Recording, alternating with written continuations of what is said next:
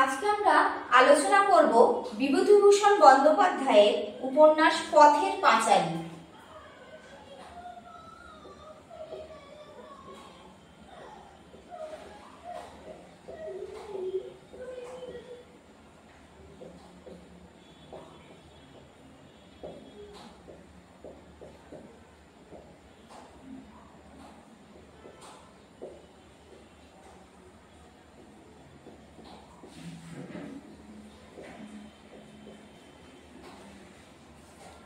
আমরা পাঁচালী বলতে সাধারণত বুঝি যে গীতময় কাব্য, যে গীতি রসময় কাব্য, যেটা ছন্দের আকারে গাওয়া হয় সেটাকে আমরা পাঁচালী বলি।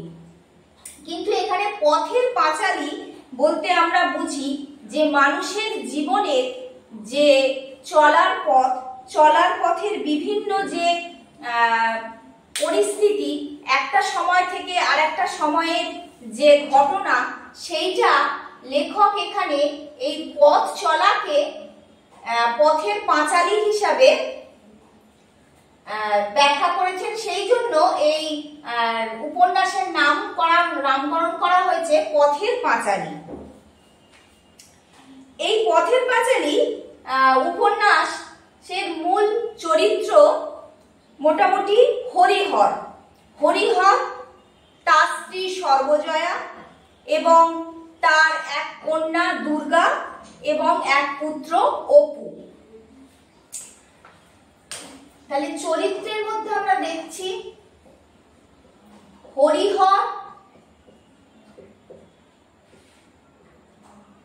হরিহরের স্ত্রী সর্বজয়া,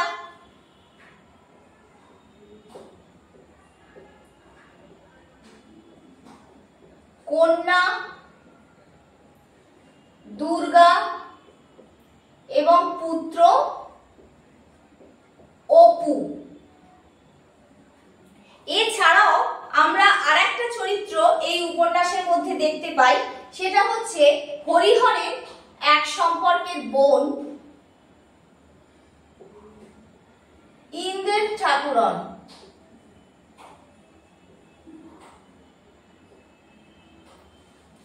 এখানে এই চরিত্রগুলো আছে, কিন্তু মেন চরিত্র হচ্ছে এই উপন্যাসের অপু চরিত্রটি হচ্ছে এই উপন্যাসের প্রধান চরিত্র।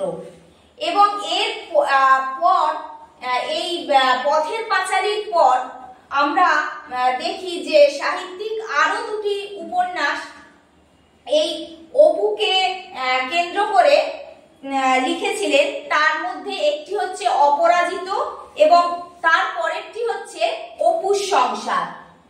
একটা হচ্ছে অপরাজিত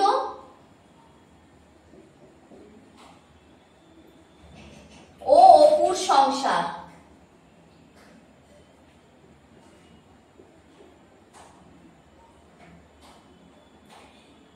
এই পথের পাঁচালীর পরবর্তীকালে যে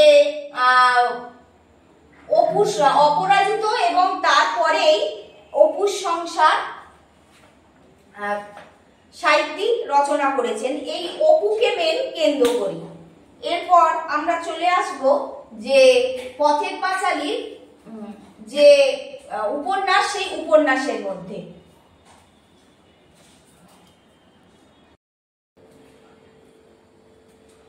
এখন সবই ইন্দিরা ঠাকুরনের পুরানো দিনের সব স্মৃতি হয়ে গেছে। ওই যে পৌষ পার্বণের দিনে রায়বাড়ির মেজ বউ লোকজন নিয়ে চাল কুটতে আসতো, তারপর চণ্ডী মণ্ডপে পাশা খেলার যে আড্ডা বসতো, সবকিছুই এখন বন্ধ হয়ে গেছে। তারপর চক্রবর্তীদের যে ভিটে ছিল সেখানে এখন কেউই থাকে না, সেখানে প্রায় জঙ্গল হয়ে গেছে। এগুলো সবই ইন্দ্র ঠাকুরনের স্মৃতিতে ভাসে। এখন কিন্তু তিনি আর কার সঙ্গে যে এই সমস্ত গল্প করবেন, কথা বলবেন, সেই সমস্ত লোকেরা আর এখন সেখানে উপস্থিত নেই। তারপর ওই সংসারে আশ্রয়দাতা রামচাঁদ মারা গেলেন। তারপরে যিনি রামচাঁদাকে হরিহরের পিতা ইন্দ্র ঠাকুরকে আশ্রয় দিয়েছিল তিনিও মারা গেলেন। তার ছেলে হরিহর তো হইল সেদিন। মানে হরিহর কে জন্মাতে দেখলো ইন্দ্র ঠাকুর। ঘাটের পথে লাফাইয়া লাফাইয়া খেলিয়া বেড়াইতো, মুখুজ্জেদের তেঁতুল গাছে ডাঁসা তেঁতুল খাইতে গিয়া পড়িয়া হাত ভাঙিয়া 2-3 মাস শয্যাগত ছিল। বলছে হরিহর মানে খুব ডানপিটে ছিল, লাফিয়ে লাফিয়ে এখানে ওখানে ঘুরে বেড়াতো। তারপর মুখুজ্জেদের তেঁতুল গাছ থেকে সে তেঁতুল পাড়তে গিয়ে একবার পড়ে গিয়ে 2 মাস হাত পা ভেঙে শয্যাশায়ী হয়ে গিয়েছিল। সেদিনের কথা। ধুমধাম করিয়া অল্প বয়সে তাহার বিবাহ হইল। পিতার মৃত্যুর 10 বৎসরের পিতার মৃত্যুর পর 10 বৎসরের নববিবাহিতা পত্নীকে বাপের বাড়ি ফেলিয়া রাখিয়া দেশ ছাড়া হইয়া গেল। বলছে এরপর হরিহরের বিবাহ হচ্ছে, বিয়ের পর মানে রামচাঁদের মৃত্যুর পর হরিহরের বিবাহ হচ্ছে এবং হরিহর কি করছে, 10 বৎসরের যে তার নববিবাহিত স্ত্রী তাকে ফেলে রেখে সে কি করছে, দেশ ছাড়া হয়ে যাচ্ছে। 10 বছর প্রায় কোনো খোঁজ খবর ছিল না। কালে ভদ্রে 1-8খানা চিঠি দিত, কখনো কখনো 2-5 টাকা বুড়ির নামে মানি অর্ডার করিয়া পাঠাইত। এই বাড়ি আগলিয়া কত কষ্টে কতদিন না খাইয়া প্রতিবেশীর দুয়ারে চাহিয়া চিন্তিয়া তাহার দিন গিয়াছে। মানে তাকে দেখার কেউ লোক নেই, তখন একা ইন্দিরা ঠাকুরন কি করছে, মাঝে মধ্যে হয়তো হরিহর মানি অর্ডার করে তাকে টাকা পাঠাতো, কিন্তু তাতে তো আর সমস্ত দিন যাপন হয় না। তাই সে ওর কাছে ওর দরজায় গিয়ে একটু সাহায্য চেয়ে সে দিন যাপন করত। অনেকদিন পরে হরিহর আজ 6-7 বৎসর আসিয়া ঘর সংসার পাতিয়াছে। মানে তারপরে সে এবার হরিহর ফিরে এসে ঘর সংসার পাচ্ছে। তাহার একটি মেয়ে হইয়াছে, সেও প্রায় 6 বৎসরটি হইতে চলিল। বুড়ি ভাবিয়াছিলেন এতদিনে সে ছেলেবেলার ঘর সংসার আবার বজায় হইল। বলছে আবার সেই ছেলেবেলার পুরানো দিনের সে ঘর সংসার বোধহয় আবার বজায় হইল। তাহার সংকীর্ণ জীবনে সে অন্য সুখ চাহে নাই, অন্য প্রকার সুখ দুঃখের ধারণাও সে করিতে অক্ষম। আশৈশব অভ্যস্ত জীবনযাত্রায় পুরাতনের সাথে যদি গতির মোড়টা ঘুরিয়ে দাঁড়ায় তজ্জ হইলেন সে খুশি। তাহার কাছে সেইটাই চরম সুখের কাহিনী। বলছে সে তার সুখ খুব সংকীর্ণ, তিনি বেশি কিছু চান না, যে পুরানো যে মানে যে সুখ দুঃখ মানে দুঃখের যে দিনগুলো ছিল সেটা ফিরে পেলেই তিনি খুব খুশি। হরিহরের ছোট্ট মেয়েটাকে সে একদণ্ড চোখের আড়াল করিতে পারিত না। সে হরিহরের যে মেয়ে তাকে সে প্রচন্ড ভালোবাসতো, সে তাকে একটু চোখের আড়াল করতো না। তাহার নিজেরও এক মেয়ে ছিল, নাম ছিল তাহার বিশ্বেশ্বরী। অল্প বয়সেই বিবাহ হয় এবং বিবাহের অল্প পরেই মারা যায়। যেহেতু ওই ইন্দিরা ঠাকুরনেরও একটি মেয়ে ছিল, তার অল্প বয়সে বিয়ে হয়ে গিয়েছিল বিশ্বেশ্বরী, কিন্তু সেও অল্প বয়সে মারা যায়। হয়তো তার কথা মনে ভেবেই সে হরিহরের মেয়েকে খুব ভালোবাসতো।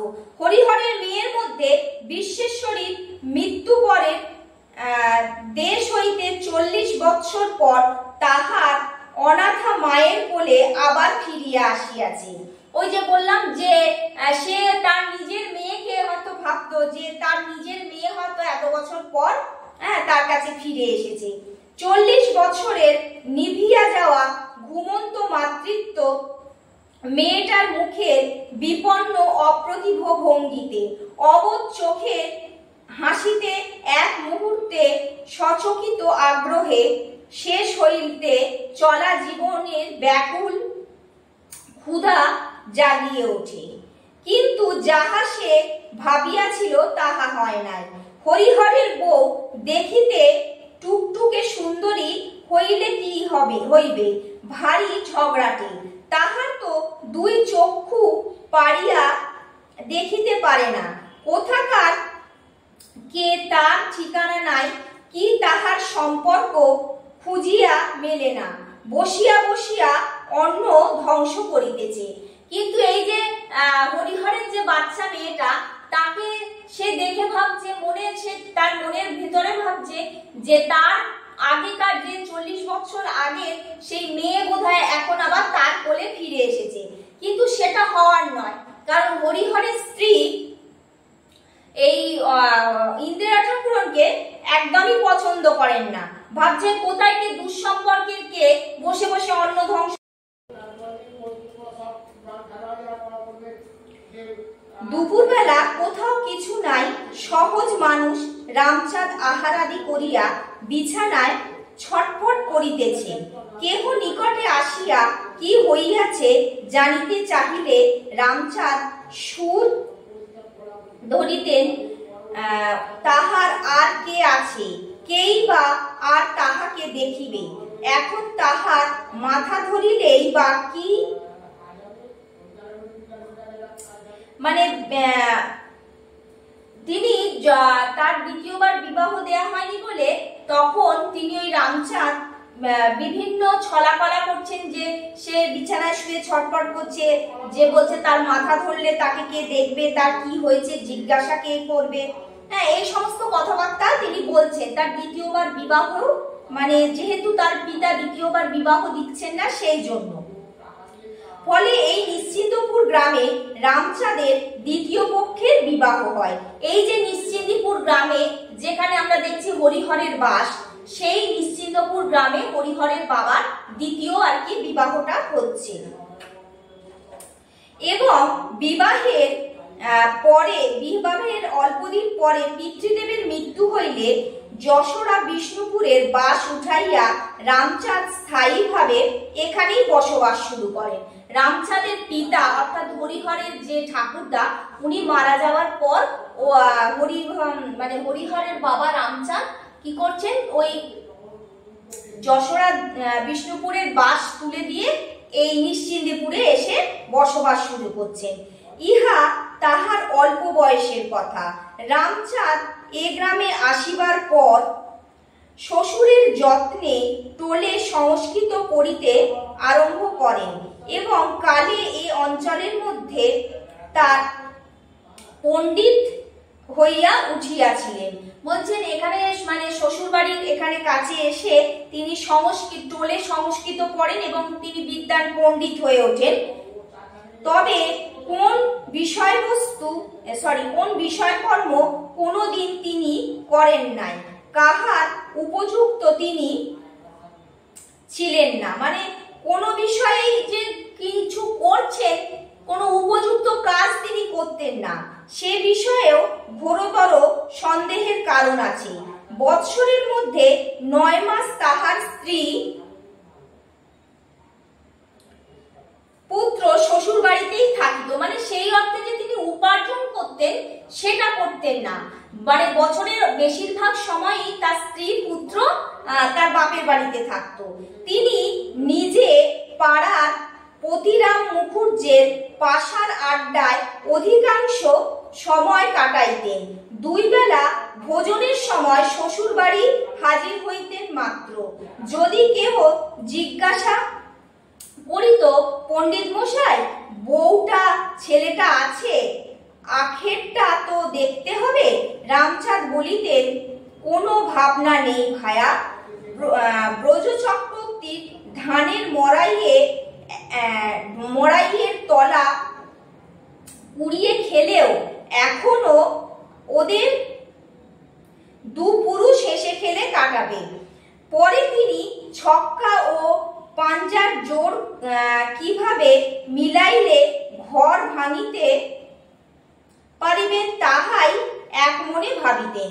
আসলে হরিহরের পিতা তিনি খুব একটা কর্মনিপুণ ছিলেন না। তিনি ভাবতেন যে তার শ্বশুর মশাইয়ের মনে হচ্ছে অনেক সম্পত্তি আছে, সেই সম্পত্তির যদি ছিটে ফোঁটা মানে পাওয়া যায়, তাতেই কি হবে, তার দুই পুরুষ বসে খাবে।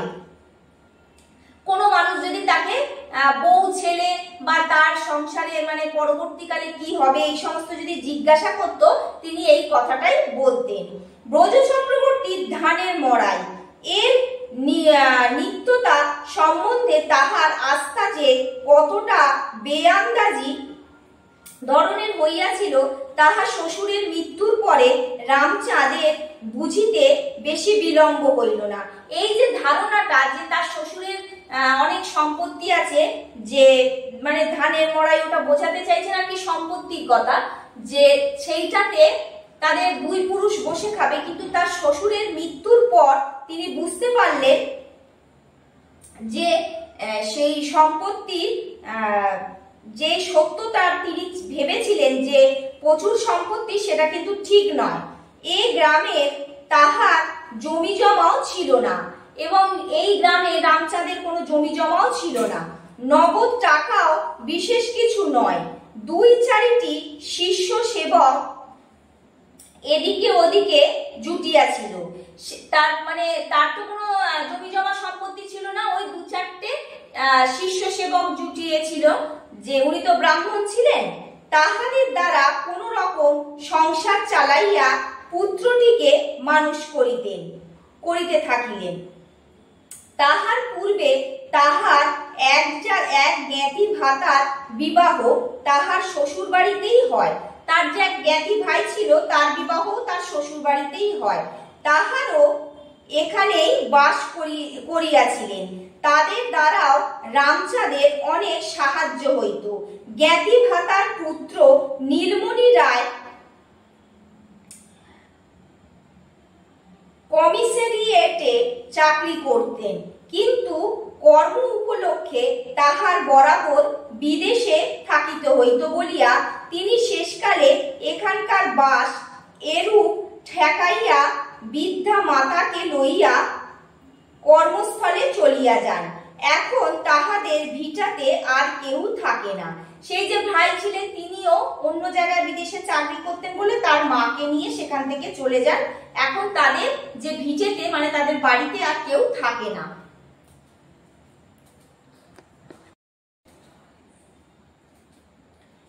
শোনা যায় পূর্বদেশীয় এক নামজাদা কুলীনের সঙ্গে ইন্দ্র ঠাকুরনের বিবাহ হইয়াছিল। স্বামী বিবাহের পর কালে ভাদ্রে এ গ্রামে পদার্পণ করিতেন। এক আধ রাত্রি কাটাইয়া পথের খরচ ও কৌলিন্য সামান্য আদায় করিয়া লইয়া খাতায় দাগ আঁকিয়া পরবর্তী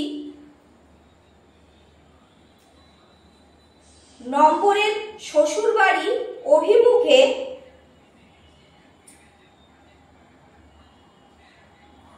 তল্পি বাহক সহ রওনা হইতেন। কাজেই স্বামীকে ইন্দিরা ঠাকুরন ভালো মনে করিতেও পারে না। মানে তার স্বামী কালে ভাদ্রে আসতো এবং যে পথের খরচ বাবদ যে কৌলিন্য ও সামান্য আদায় হতো, সেটা খাতায় দাগ আঁকিয়া আবার সে তল্পি বাহক নিয়ে রওনা দিয়ে দিত। কাজেই সে স্বামীকে ইন্দিরা ঠাকুরন ভালো মনে করিতেই পারে না। মানে তার যে স্বামী কিরকম ছিল সেটা তার স্মরণেই থাকে না, সে তো কালে ভাদ্রে আসতো। বাপ মায়ের মৃত্যুর পর ভাইয়ের আশ্রয়ে দুমুঠা অন্ন পাইয়া আসিতেছিল। কালক্রমে সে ভাইও অল্প বয়সে মারা গেল। সে তার ভাইয়ের কাছে আশ্রয় নিয়েছিল সামান্য দুমুঠো খেয়ে, কিন্তু সেই ভাইও অকালে মারা গেল।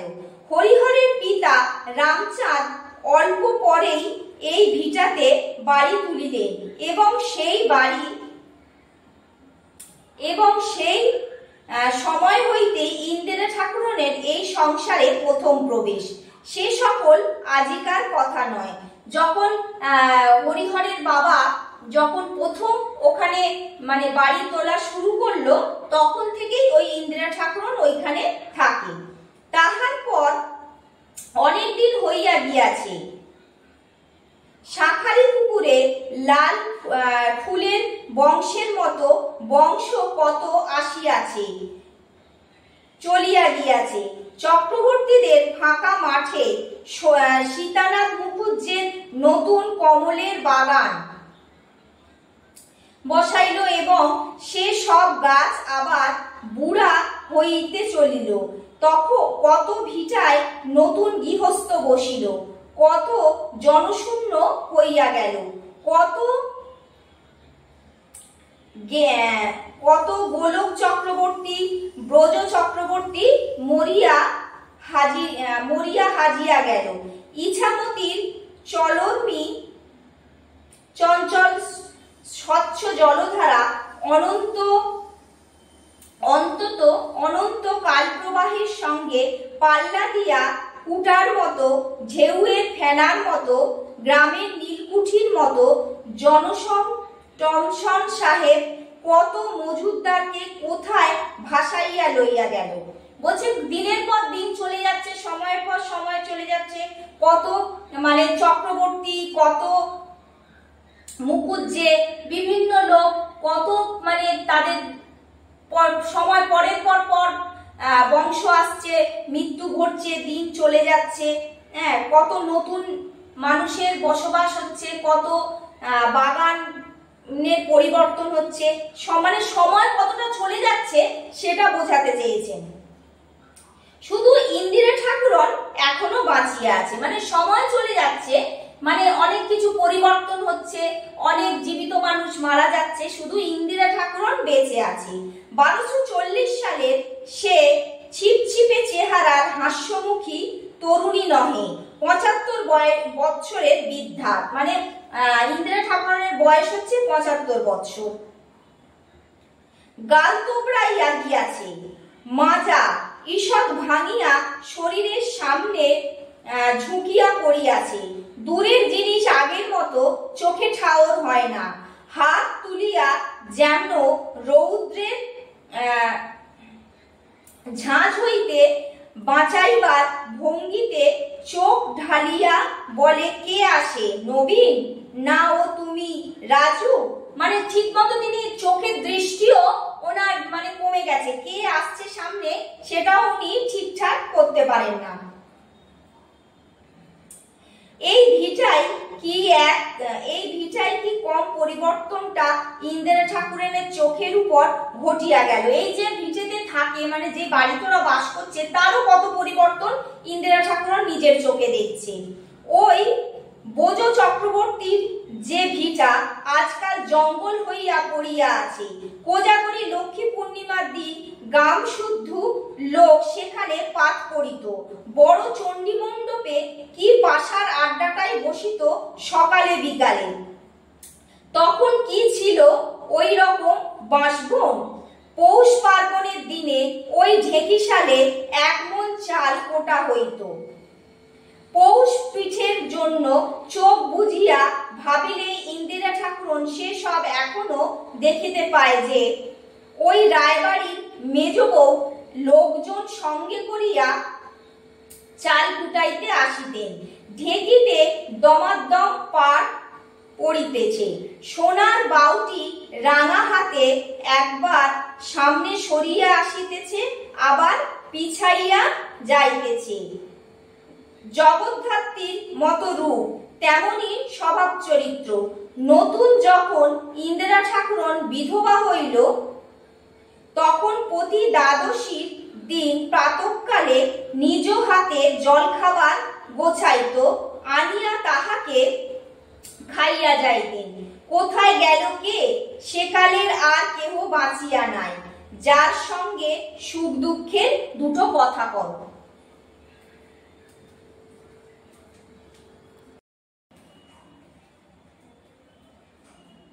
নিশ্চিন্দিপুর গ্রামের একেবারে উত্তর প্রান্তে হরিহর রায়ের ক্ষুদ্র কোঠাবাড়ি। হরিহর সাধারণ অবস্থায় গৃহস্থ।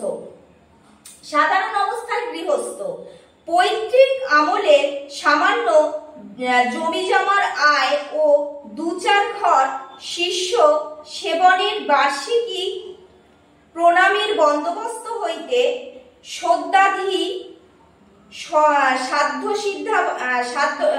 সাদাসিদ্ধভাবে সংসার চালাইয়া থাকে। আমরা প্রথমেই দেখছি যে এই পথের পাঁচালীর যে হরিহর, সেই হরিহর নিশ্চিন্দপুর গ্রামের বাসিন্দা এবং তিনি জাতিতে ব্রাহ্মণ। সামান্য কিছু জমি জমার যে আয় আছে এবং যে 2-4 ঘর তার যজমান আছে, সেই সমস্ত নিয়ে তার কোনো রকম ভাবে সংসার চলে। পূর্বদিন ছিল একাদশী। হরিহরের দুঃসম্পর্কীয় দিদি ইন্দিরা ঠাকুরন সকালবেলা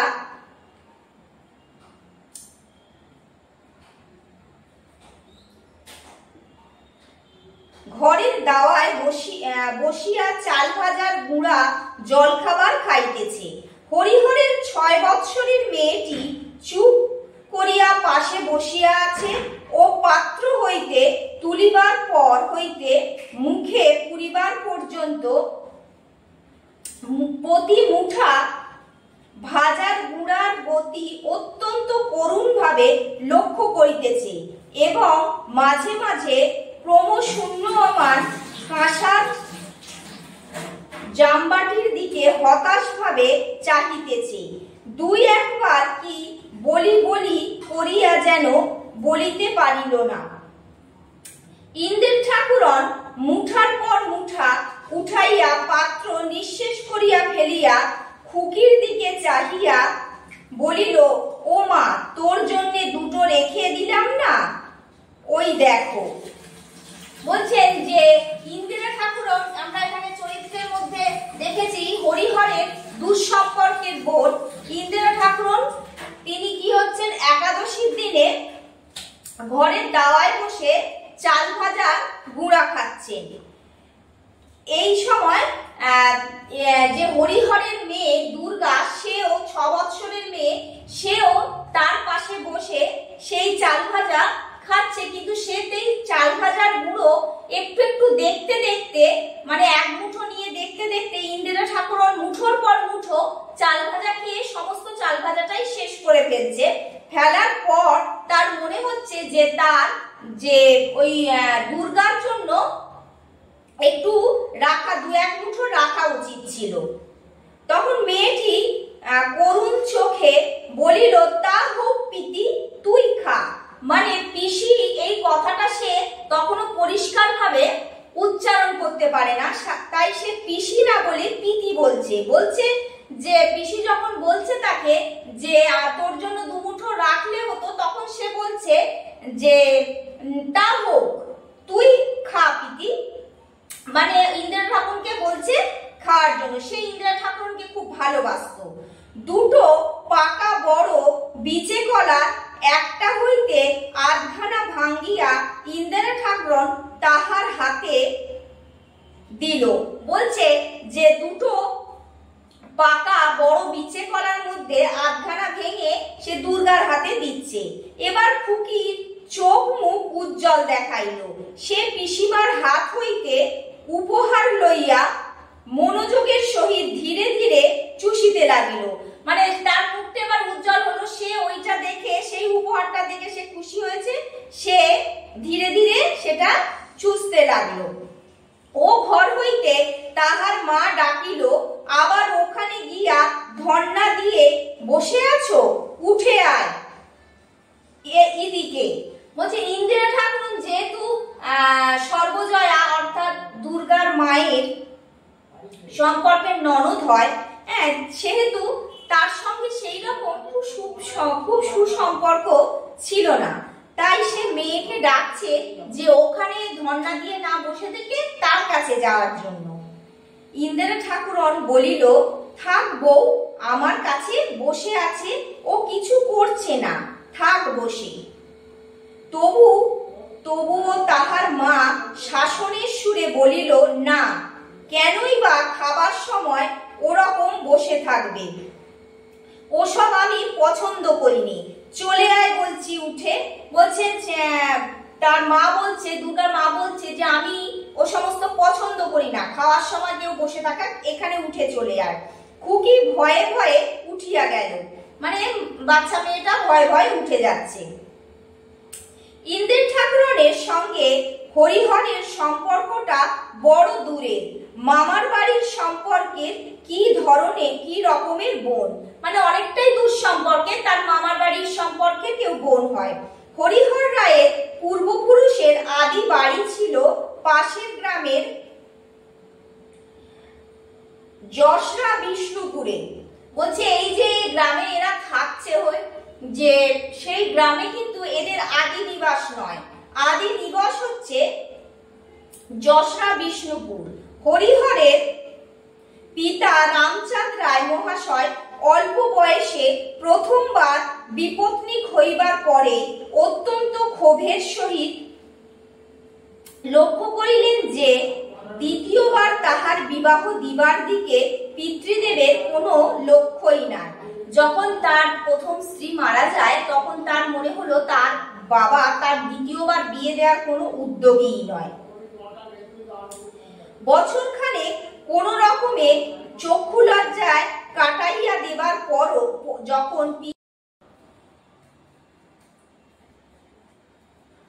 সে খুঁটিনাটি কিছু নিয়ে দুবেলা ঝগড়া বাঁধায়, মানে হরিহরের স্ত্রী অনেকটা ঝগড়া চলিবার পর বুড়ি একটা পেতলের ঘটি নিয়ে আর ডান হাতে একটা কাপড়ের পুঁটলি নিয়ে বলে চললাম, বলে কি করেন সে যে বাড়ি থেকে বার হয়ে যান এবং বলেন যে সে আর বাড়িতে ফিরবে না।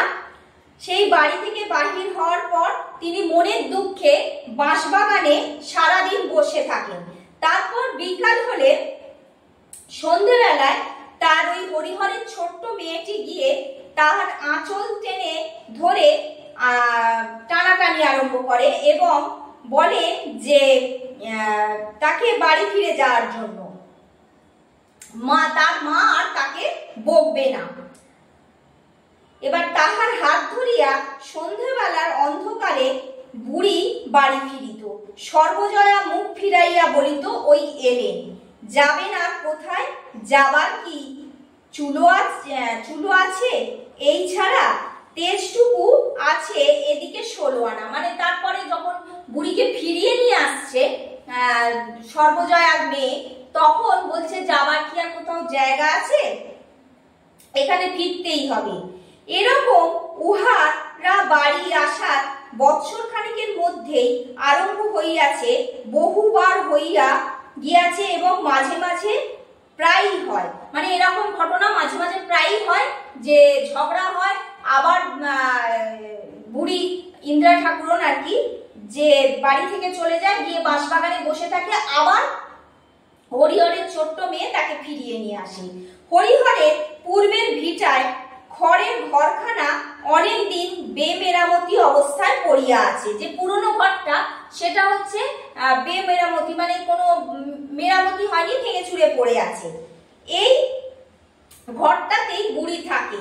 একটা বাঁশের আলনায় খান দুই ময়লা ছেঁড়া থান, ছেঁড়া জায়গাটার দুই প্রান্ত একসঙ্গে ধরিয়া গেরো বাঁধা, মানে ছেঁড়া দুটো প্রান্ত জুড়ে একসাথে গেট বাঁধা আর কি।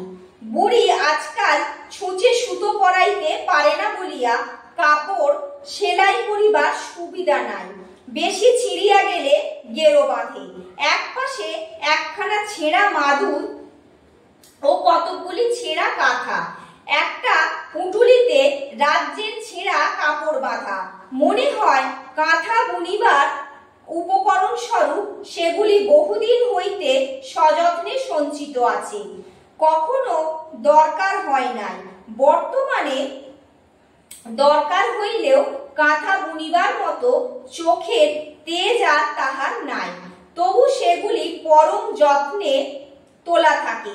ভাদ্র মাসে বর্ষার পর রৌদ্র ফুটিলে বুড়ি সেগুলো খুলিয়া মাঝে মাঝে উঠানে রৌদ্রে দেয়। বেতের পেটরাটার মধ্যে একটা পুঁটুলি বাঁধা কতকগুলি ছেঁড়া লাল পাড় শাড়ি, সেগুলি তাহার মেয়ে বিশ্বেশ্বরী। বলছে আবার একটা এতে লাল পাড় কিছু শাড়ি আছে, সেগুলো তার মেয়ে বিশ্বেশ্বরী। একটা পিতলের চাদরের ঘটি, একটা পিতলের চাদরের ঘটি আছে। একটি মাটির ছোবা, গোটা 2 মাটির ভাঁড় পিতলের ঘটিতে চাল ভাজা ভরা থাকে। রাত্রে হামালদিস্তা দিয়া গুঁড়ো করিয়া তাই মাঝে মাঝে খায়। মাটির ভাঁড়গুলার কোনোটাতে একটুখানি তেল, কোনোটাতে একটু নুন, কোনোটাতে সামান্য একটু খেজুরের গুড়। সর্বজয়ার কাছে চাহিলে সব সময় মেলে না বলিয়া বুড়ি সংসার হইতে লুকাইয়া আনিয়া সেগুলি বিবাহের পিতলের প্যাটরার মধ্যে সঞ্চয় করিয়া রাখিয়া দেয়। মানে সর্বজয়াকে সবসময় চাইলে সে জিনিসপত্র দেয় না বলে সে বিভিন্ন ছোট ছোট জায়গায় ভাঁড়ে এতে করে তেল, নুন, খেজুরের গুড় এই সমস্ত সঞ্চয় করে রেখে দেয়। তার যখন খাবার দরকার হয় সেগুলো খায়। সর্বজয়া এ ঘরে কুৎসিত কালে ভদ্রে কখনো, মানে সর্বজয়া ওই ঘরে খুব কখনো সখনো যায়। কিন্তু সন্ধ্যার সময় তার মেয়ে ঘরের দাওয়ায় ছেঁড়া কাঁথা পাতা বিছানায় বসিয়া অনেকক্ষণ পর্যন্ত এক মনে পিসিমার মুখে রূপকথা শোনে। খানিকক্ষণ এ গল্প ও গল্প শুনিবার পর খুকি বলে, পিতি এই সেই ডাকাতের গল্পটা বলো তো। গ্রামের এক ঘর গৃহস্থ বাড়ির 50 বছর আগে ডাকাতি হইয়াছিল, সেই গল্প। ইতিপূর্বে বহুবার বলা হইয়া গেলেও অনেক দিনের ব্যবধানে উহার পুনরাবৃত্তি করিতে হয়। খুকি ছাড়ে না। মানে হরিহরের মেয়ে সন্ধ্যেবেলা ওই কাঁথার পাতা থাকে, তার মধ্যে বসে থাকে এবং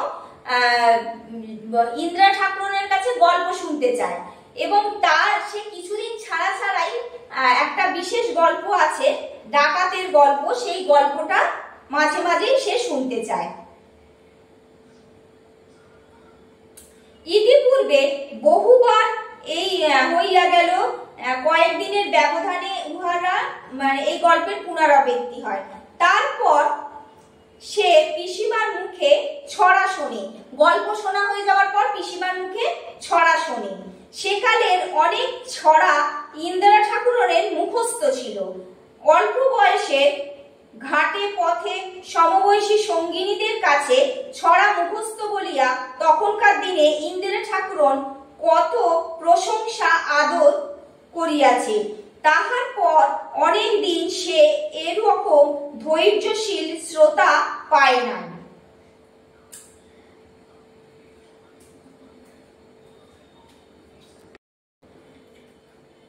যখন ইন্দিরা ঠাকুরনের বয়স অনেক কম ছিল, অল্প বয়সে সে তার সঙ্গিনীদের সঙ্গে এইরকম ছড়া বলতো, মুখস্থ বলে খুব প্রশংসা পেত। কিন্তু বহুদিন হয়ে গেছে, সে সমস্ত সঙ্গীত আর নেই, আর বহুদিন হয়ে গেছে সে এই সমস্ত ছড়া কাউকে বলেনি। কিন্তু হরিহরের মেয়ে এই এতদিন পরে হরিহরের মেয়েকে পেয়ে সে এই সমস্ত বলার একজন লোক পেয়েছে এবং খুব ধৈর্যশীল একটা শ্রোতা পেয়েছে, যে খুব ধৈর্য সহকারে তার গল্প ছড়া শোনে। পাছে মরিচা পড়িয়া যায়, সেই জন্য তাহার জানা সব ছড়াগুলি আজকাল প্রতি সন্ধ্যায় একবার ক্ষুদ্র ভাইঝিটার কাছে আবৃত্তি করিয়া ধার শোনাইয়া রাখে। টানিয়া টানিয়া আবৃত্তি করে, মানে পাছে যদি ভুলে যায় অনেক দিনের ঘটনা, সেই জন্য সে কি করে, ওই ছোট্ট মেয়েটার কাছে প্রত্যেক দিনই একবার করে কবিতাগুলো বলে সে ঝালিয়ে নেয়, যাতে সে ভুলে না যায়। টেনে টেনে সুর করে করে আবৃত্তি করে। ও ললিতে চাপকলিতে একটা কথা শুনছে, রাধার ঘরে চোর ঢুকেছে, এই পর্যন্ত বলিয়া সে হাসি হাসি মুখে প্রতীক্ষার দৃষ্টিতে ভাইঝির দিকে চাহিয়া থাকে। খুকি উৎসাহের সঙ্গে বলে, চূড়ো বাঁধা এক মিনসে মি অক্ষরটার উপর অকারণ জোর দিয়া ছোট মাথাটি সামনে তাল রাখিবার ভাবে ঝুঁকাইয়া পদটার উচ্চারণ শেষ করে। ভারী আমোদ লাগে খুকি, মানে মাথা হেট করে সে একটা অক্ষরের উপর জোর দিয়ে বলে, সেটা শুনতে ওই বাচ্চা মেয়েটার ভীষণ ভালো লাগে। তাহার পিসি ভাইজিকে ঠেকাইবার চেষ্টায় এমন সব ছড়া আবৃত্তি করে ও পদপূরণের জন্য ছাড়িয়া দেয়, যাহা হয়তো 10-15 দিন বলা হয় না, কিন্তু খুকি ঠিক মনে রাখে। তাহাতে ঠকানো কঠিন। বলছে যে পিসি ভাইজিতে কি করে, ঠকাবার চেষ্টায় এসব ছড়া আবৃত্তি করে, পদ পূরণের জন্য ছাড়িয়া দেয়, কিন্তু খুকি সেগুলো সব ধরতে পারে। খানিক রাত্রে তাহার মা খাইতে ডাকিলে সে উঠিয়া যায়। তারপরে অনেকটা পরে যখন রাত্রি হয়, তখন হরিহরের স্ত্রী তার মেয়েকে খাবার জন্য ডাকে, সে তখন উঠে খেতে যায়। হরিহর রায়ের আদি বাসস্থান যশোরা বিষ্ণুপুরের প্রাচীন ধনী বংশ চৌধুরীরা নিষ্কর ভূমিদান করিয়া যে কয়েক ঘর ব্রাহ্মণকে সেকালে গ্রামে বাস করাইয়াছিল, হরিহরের পূর্বপুরুষ বিষ্ণুরাম রায় তাহাদের মধ্যে একজন। ব্রিটিশ শাসক তখনকার দেশে বদ্ধমূল হয় নাই। যাতায়াতের পথ সকল ঘোর বিপদাশঙ্কুল ও ঠগি ঠ্যাঙাড়ে জলদস্যু প্রভৃতিতে পূর্ণ থাকিত। এই ডাকাতের দল প্রায়ই গোয়ালা, বাগদি, বাউরি শ্রেণীর লোক। তাহারা অত্যন্ত বলবান, লাঠি এবং সরকি চালাইতে সুনিপুণ ছিল। বহু গ্রামের নিভৃত প্রান্তে ইহাদের স্থাপিত ডাকাতে কালী মন্দিরের চিহ্ন এখনো বর্তমান। দিন মানে ইহারা ভালো মানুষ সাজিয়া বেড়াইত। রাত্রে কালী পূজা দিয়া দূর পল্লীতে গৃহস্থ বাড়ি লুট করিতে বাহির হইত। মানে দিনের বেলা তারা ভালো মানুষ সেজে থাকতো এবং রাত্রে কালী পুজো করে তারা যে দূরে বাড়িগুলো আছে, বড় বাড়িগুলো, গৃহস্থ বাড়িতে পাল্লা দিয়ে তারা ডাকাতি শুরু করত। তখনকার কালে অনেক সমৃদ্ধশালী গৃহস্থ ডাকাতি করিয়া অর্থ সঞ্চয় করিতেন। বাংলাদেশে বহু জমিদার ও অবস্থাপন্ন গৃহস্থের অর্থের মূল ভিত্তি যে এই পূর্বপুরুষ সঞ্চিত লুণ্ঠিত ধনরত্ন। যাহারি প্রাচীন বাংলার কথা জানেন, তাহারা ইহাও জানেন।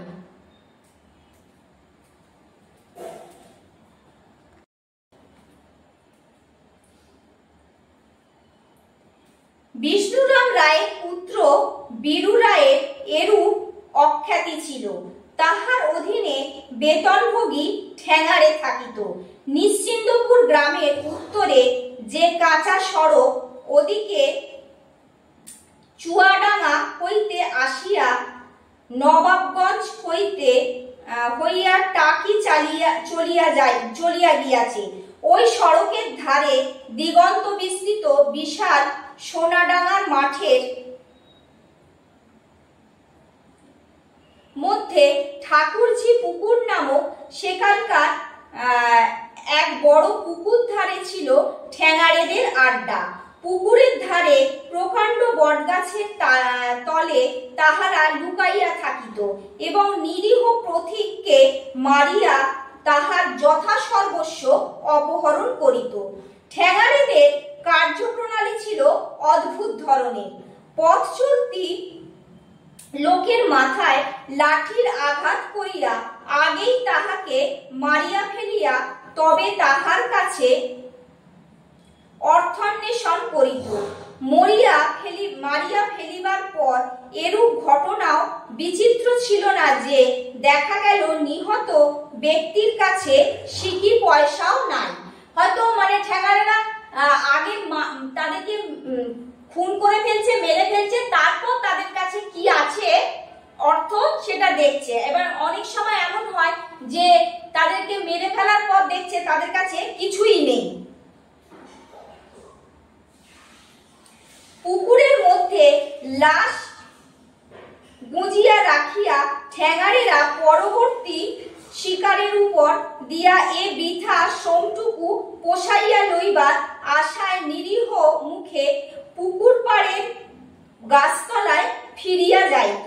বলছে ওই যে লাশটা সেটা পুকুরের জলের মধ্যে লুকিয়ে রেখে আবার পরবর্তী শিকারের জন্য ভালো মুখ করে গিয়ে সেখানে দাঁড়িয়ে থাকতো।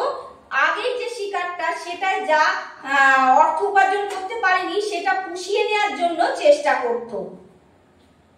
গ্রামের উত্তরে এই বিশাল মাঠের মধ্যে সেই বটগাছ আজও আছে। সড়কের ধারে একটা অপেক্ষাকৃত নিম্নভূমিতে আজও ঠাকুরঝি পুকুর বলে। পুকুরের বিশেষ চিহ্ন নাই, 14 আনা ভরাট হইয়া গিয়াছে। ধান আবাদ করিবার সময় চাষিদের লাঙলের ফালে সেই নাবাল জমিটুকু হইতে আজও মাঝে মাঝে নরমুণ্ড উঠিয়া আসে।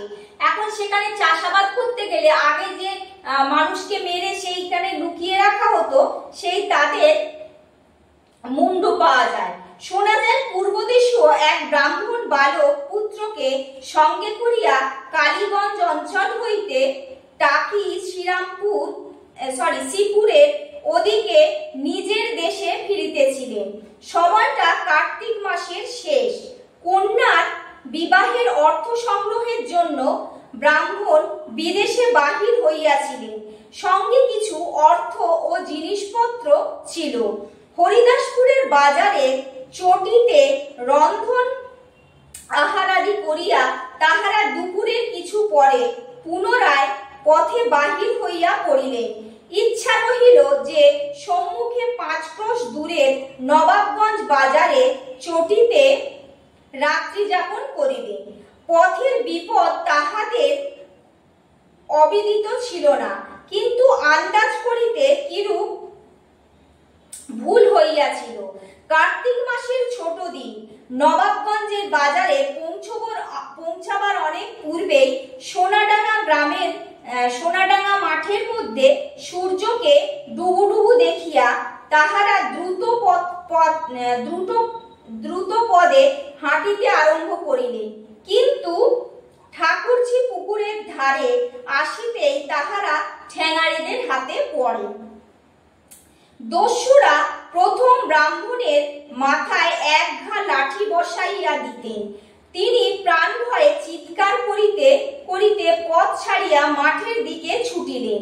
ছেলে ও বাবার পিছু পিছু ছুটিল, কিন্তু একজন বৃদ্ধ ঠ্যাঙাড়েদের সঙ্গে কতক্ষণ দৌড়পাল্লা দেবে। অল্পক্ষণেই তাহারা আসিয়া শিকারের নাগাল ধরিয়া ঘেরাও করিয়া ফেলিল। নিরুপায় ব্রাহ্মণ নাকি প্রস্তাব করেন যে তাহাকে মারা হয় ক্ষতি নাই, কিন্তু তাহার পুত্রের জীবনদান, বংশের একমাত্র পুত্র পিণ্ডলোক ইত্যাদি। ঘটনাক্রমে বীরু রায় নাকি সেদিনের দলের মধ্যে স্বয়ং উপস্থিত ছিলেন। ব্রাহ্মণ বলিয়া চিনিতে পারিয়া প্রাণভয়ার্ত বৃদ্ধ তাহার কাছে পায়ে পড়িয়া অন্তত পুত্রটির প্রাণ রক্ষার জন্য বহু কাকুতি মিনতি করেন।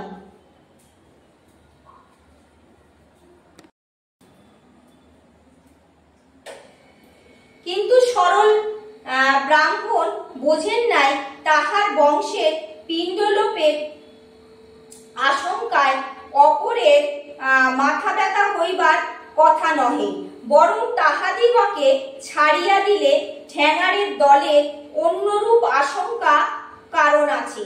সন্ধ্যার অন্ধকারে হতভাগ্য পিতা পুত্রের মৃতদেহ একসঙ্গে ঠান্ডা হেমন্ত রাতে ঠাকুরঝি পুকুরের জলে টোকাপানা ও শ্যামা ঘাসের দামের মধ্যে পুতিয়া ফেলিবার ব্যবস্থা করিয়া বীরু রায় বাটি চলিয়া আসিলেন। এই ঘটনার বেশি দিন পরে নয়, ঠিক পর বৎসরই পুজোর সময়, বাংলার 1238 সাল, বীরু রায় সপরিবারে নৌকা যোগে তাহার শ্বশুর বাড়ি হলুদ বেড়ে হইতে ফিরিতেছিলেন। নকিপুরের নিচে বড় নোনাগাম পার হইয়া মধুমতিতে পড়িবার সময় দুদিনের জোয়ার খাইয়া তবে আসিয়া দক্ষিণ শ্রীপুরের কাছে ইছামতিতে পড়িতে হয়। সেখান হইতে আর দিন চারেকের পথ আসিলে স্বগ্রাম। সারাদিন বাহিয়া আসিয়া অপরাহ্নে টাকির ঘাটে নৌকা লাগিল। বাড়িতে পুজো হইত। টাকির বাজার হইতে পূজার দ্রব্যাদি কিনিয়া রাত্রিতে সেখানে অবস্থান করিবার পর প্রত্যুষে নৌকা ছাড়িয়া সকলে দেশের দিকে রওনা হইলেন। দিন দুই পরে সন্ধ্যার দিকে ধবলচিতের বড় খাল ও ইছামতির মোহনায় একটা নির্জন চরে জোয়ারের অপেক্ষায় নৌকা লাগাইয়া রন্ধনের জোগাড় হইতে লাগিল। বড় চর, মাঝে মাঝে কাশঝোপ ছাড়া অন্য গাছপালা নাই। এক স্থানে মাঝিরা ও অন্য স্থানে বীরু রায়ের স্ত্রী রন্ধন চড়াইয়াছিলেন। সকলের মন প্রফুল্ল। 2 দিন পরেই দেশে পৌঁছানো যাইবে। বিশেষত পুজো নিকটে, সে আনন্দ তো আছেই। জ্যোৎস্না উঠিয়াছে, নোনা গাঙের জল চকচক করিতেছে। হু হু হাওয়ায় চরের কাশফুলের রাশি আকাশ জ্যোৎস্না মোহনার জল একাকার করিয়া উঠিতেছে। হঠাৎ কিসের শব্দ শুনিয়া 2-1 মাঝি রন্ধন ছাড়িয়া উঠিয়া দাঁড়াইয়া চারিদিকে চাহিয়া দেখিতে লাগিল।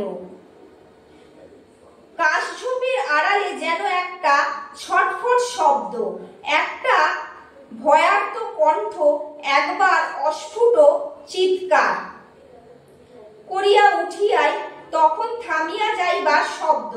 কৌতূহলী মাঝিরা ব্যাপার কি দেখিবার জন্য কাশঝোপের আড়ালটার পর হইতে না হইতে কি যেন একটা হুড়ুম করিয়া চর হইতে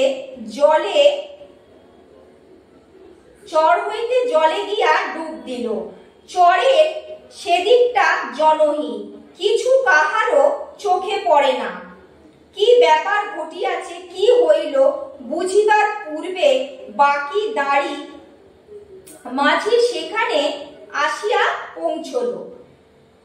গোলমাল শুনিয়া বীরু রায় আসিলেন। তাহার চাকর আসিল। বীরু রায়ের একমাত্র পুত্র নৌকাতে ছিল, সে কই? জানা গেল রন্ধনে বিলম্ব দেখিয়া সে অনেকক্ষণ আগে জ্যোৎস্নার চরের মধ্যে বেড়াইতে বাহির হইয়াছিল। দাড়ি মাঝিদের মুখ শুকাইয়া গেল। এ দেশের নোনাগাম সমূহের অভিজ্ঞতায় তাহারা বুঝিতে পারিল কাশবনের আড়ালে বালির চরে বৃহৎ কুমির শুইয়া ওত পাতিয়াছিল। ডাঙা হইতে বীরু রায়ের পুত্রকে লইয়া গিয়াছে। এখানে বোঝা যাচ্ছে যে বীরু রায় যেমন অন্যের সন্তানকে সন্তান হিসাবে গণ্য না করে তাকে অকালে মানে মেরে ফেলেছেন, সেরকম হয়তো অদৃষ্টের জন্যই ভগবানের এতে যে বীরু রায়ের যে সন্তান তাকেও মানে কুমিরে নিয়ে চলে গেছে। তারপর অবশ্য যাহা হইল, নৌকার লাগি লইয়া এদিকে ওদিকে খোঁজাখুঁজি করা হইল। নৌকা ছাড়িয়া মাঝ নদীতে গভীর রাত্রি পর্যন্ত সকলে সন্ধান করিয়া বেড়াইল। তাহার পর কান্নাকাটি, হাত পা ছোড়াছুড়ি। গত বৎসর দেশের ঠাকুরঝি পুকুরের মাঠে প্রায় এই সমূহ যে ঘটনা ঘটিয়াছিল, যেন এক অদৃশ্য বিচারক এবৎসর ইছামতীর নির্জন চরে তাহার বিচার নিষ্পন্ন করিলেন। মূর্খ বীরুরায় ঠকিয়া শিখিলেন যে সে অদৃশ্য